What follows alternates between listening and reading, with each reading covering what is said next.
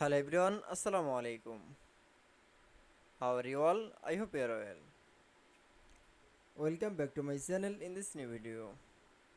Today's video, how to add color border on my image in Microsoft Excel. So let's started. At first, open your Excel document file. Firstly, then you show the Excel document. This document as the image one for the add color border. Now going to the insert menu option.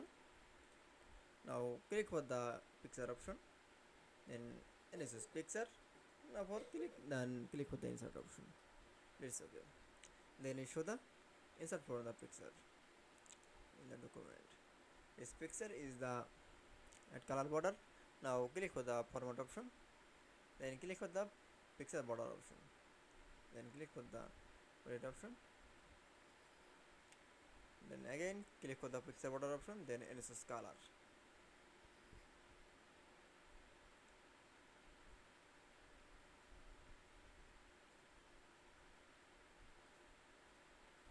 That's okay. Then you show the add color border on image in Microsoft Excel. I hope to enjoy the video. Please like, comment, share and subscribe my channel. Thanks for watching.